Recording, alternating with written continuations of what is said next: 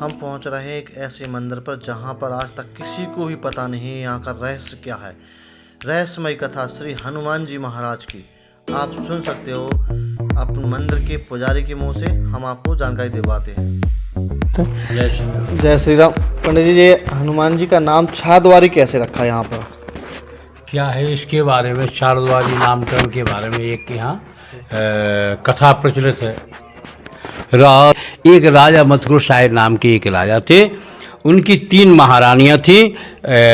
2 महारानी कृष्ण भक्त थीं, छोटी महारानी राम भक्त थीं।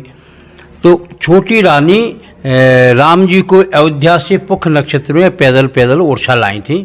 भगवान की आज भी आरती पूजा विधिवत रूप से होती है ओरछा में। उन्हीं रानी के लड़के थे वीर सिंधुदेव। उन वीर सिंधुदेव ने झांसी का किला, दतिया का सतखंडा महल और यहाँ बगल में एक बावड़ी बनी है। चलना गौवध इत्यादि बंद कर देंगे तो पूरी सेना लेके यहाँ तक आए। यहाँ बगल में बावड़ी बनी थी, जल के सहारे से पूरा पड़ाव डाला। कहा कैसे युद्ध किया जाए बताओ। सबने कहा महाराज जी वहाँ की सेना 4 गुना ज़्यादा है, ओरछा की सेना कम है, तो युद्ध में विजय श्री मिलना तो मुश्किल है।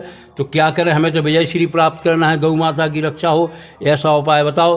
किसी ने कहा महाराज जी अगर अब कोई देवता सहयोग करें तो हमें अवश्य विजय श्री प्राप्त हो सकती है। तो किसी ने कहा राम जी का आह्वान किया जाए, किसी ने कहा भगवान शंकर जी का, किसी ने कहा भगवान कृष्ण का, किसी ने कहा कि महाराज इन सब हनुमान जी महाराज मदद कर दें तो हमें अवश्य विजय श्री प्राप्त हो सकती है।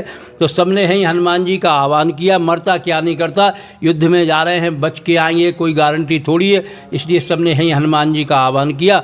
जैसे हनुमान जी का आह्वान किया तो राजा ने कहा बोलो हनुमान जी महाराज की जय। अब हमें विश्वास है कि हमें अवश्य विजय श्री प्राप्त होगी, क्योंकि हनुमान जी की हुंकार सुनाई दी गगनमंडल से, तो स्वीकृति मिल गई।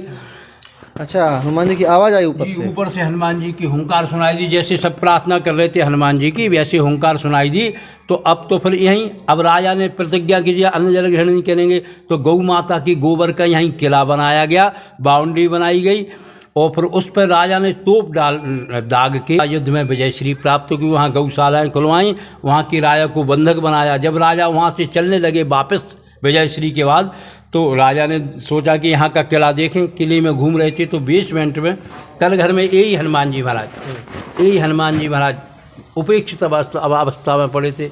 उपेक्षित अवस्था माने आरती पूजा नहीं होना। जहाँ गौवध, जब से गौवध शुरू हुआ सो भगवान की मूर्ति पूजा बंद हो गई। किले के तल घर में हनुमान जी का मंदिर था। वहाँ पे पहले राजा आरती पूजा करते थे विधिवत रूप से, लेकिन जब से गौवध शुरू हुआ, जब से मूर्ति पूजा बंद हो गई। तो अब जो राजा ने जैसे हनुमान जी के दर्शन किए तो लगा कि हनुमान जी हमसे कह रहे हैं कि हमें साथ में ले चलो, क्योंकि यदि प्रेम सच्चा है तो मूर्ति भी बोलती है। जब हम पूजा करते करते सघन अवस्था में पहुंच जाते हैं तो लगता है कि भगवान हमसे बातें कर रहे हैं। तो लगा राजा को कि हनुमान जी कह रहे हैं हमें साथ में ले चलो। सो हनुमान जी को रथ में बिठा के लाए। रथ यहाँ तक आया, यहाँ अपने आप जाम हो गए, यहाँ से आगे नहीं बढ़े। तो राजा ने कहा इतने दूर से तो आ गए हनुमान जी, अब यहाँ से आगे नहीं जा रहे हैं। तो नौकरों से कहा कि तुम स्थापना कर देना हनुमान जी की। ओरछा चले गए। अब हनुमान जी को नौकरों के भरोसे छोड़ा तो हनुमान जी ने एक चमत्कार किया। ये मंदिर द्वारी तक तो बन जाए, द्वारी के ऊपर जो भी निर्माण कार्य हो वो छार छार होकर गिर जाए नीचे। 1 दिन 2 दिन 3 दिन बराबर ही चला। तो सेनापति दौड़े महाराज जी द्वारी तक तो मंदिर बना है, द्वारी के बाद जो भी निर्माण कार्य होता है अपने आप छार छार होकर गिर जाता है। राजा समझ गए कि हमने भूल की है, क्योंकि हमने नौकरों के भरोसे हनुमान जी को छोड़ा है, इसलिए हनुमान जी नाराज हैं। अब तो पूरी सेना लेके आए, हनुमान जी से प्रार्थना की कि प्रभु जब तक आपका मंदिर नहीं बनेगा जब तक हम अन्न जल ग्रहण नहीं करेंगे, और अब ऐसी कृपा कर दो मंदिर बन जाए। क्योंकि जिस राज्य में देवता बिना छत्र के हों, राजा महलों के अंदर रहे, तो ऐसी राजा का विनाश होता है।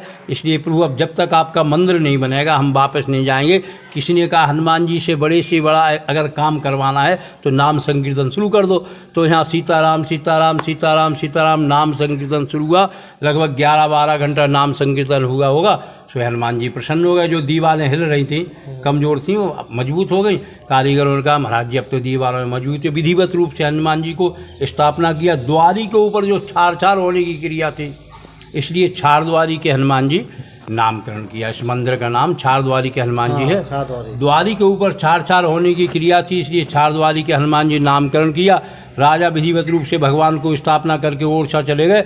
हनुमान जी ने स्वप्न में ओरछा के राजा को कहा कि तुम्हारे मन में ये संदेह रहा हुआ कि हम यहाँ से आगे क्यों नहीं गए। उसका कारण ये है कि ओरछा में राम जी राजा के रूप में विद्यमान है। विश्व में ओरछा एक ऐसी जगह है जहाँ किसी देवता की राजा के रूप में पूजा की जाती है। इसलिए ओरछा के तीनों तरफ नदियाँ थीं। बाल स्वरूप हनुमान जी विराजे थे। पहले के लिए पश्चिम दिशा से कोई सुरक्षा का साधन नहीं था, इसलिए पश्चिम इसी दिशा में, हाँ, पश्चिम दिशा से ओरछा राज्य की सुरक्षा का कोई साधन नहीं था, इसलिए पश्चिम द्वार रहा बलवाना। ये हनुमान जी पश्चिम दिशा में रुक गए। यहीं से राम जी के राज्य की रक्षा करने के लिए हनुमान जी यहीं रुक गए, यहीं से करते हैं। आज भी ओरछा राम जी के मंदिर की आरती के 1 घंटा पहले इनकी आरती, हनुमान जी की आरती होती है, पहले होती है। ये हनुमान जी नित्य राम जी की सेवा में रहते, ऐसा माना जाता है। श्री सीताराम। जय श्री सीताराम। पंडित जी के द्वारा जो जानकारी दी गई है, जय श्री सीताराम।